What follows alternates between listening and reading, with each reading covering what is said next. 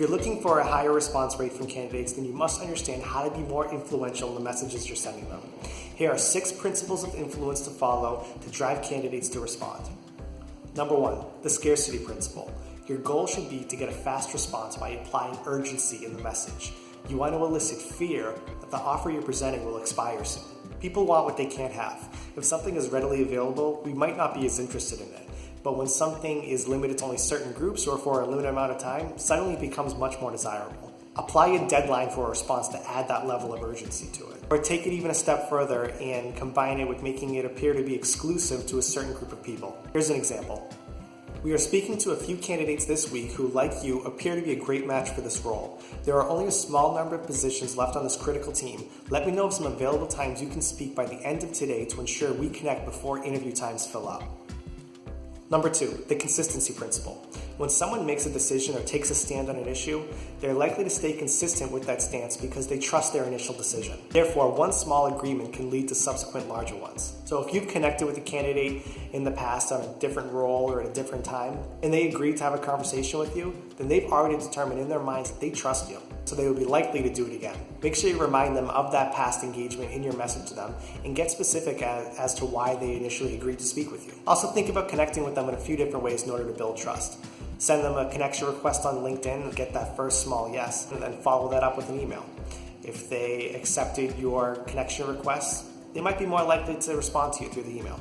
Number 3, the consensus principle. This suggests utilizing social proof because social proof assists us in decision making. We're more comfortable to do things when we know that people like us made the same decision.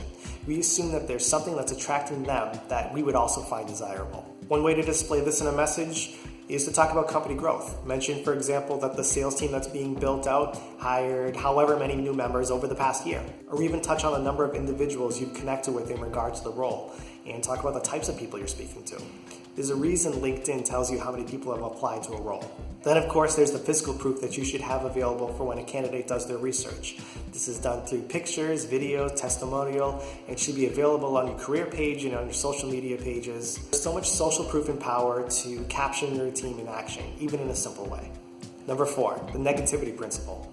When used in the right context and in the right way, being negative can deliver really positive results. People are twice as motivated to avoid pain as they are to achieve pleasure. Instead of talking about all the benefits that you might achieve or gain, talk about what you'll miss out on if you don't take advantage of what you're offering. You want to help people avoid making mistakes. For example, something like, notice you've been at your company for over 4 years now. Have you been able to gain all the skills that you need there in order to be successful in the long term of your career? I'm reaching out to you because I can offer you what you may be missing. However, don't get this confused with being inherently negative. It's not in your best interest to share displeasure over things like Mondays being a drag. You still want to be an upbeat, positive voice in that sense. Number 5, the fantasy principle. For all the creative writers out there, the beginning of the message is the opportunity to make a big impact. Use the opening sentences as a way to paint a picture in the reader's mind and stir their imagination. If something can be imagined, it's more likely to happen. Allow them to envision their dream job, or maybe what they don't like about their current job. Here's an example.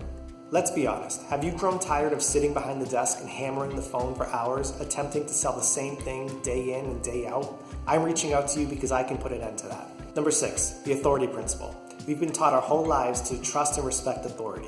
If you've been fortunate enough to be given prestigious honors in regard to your workplace, have those logos on display on your career page and social pages and mention that in the messaging in order to position yourself as an authority.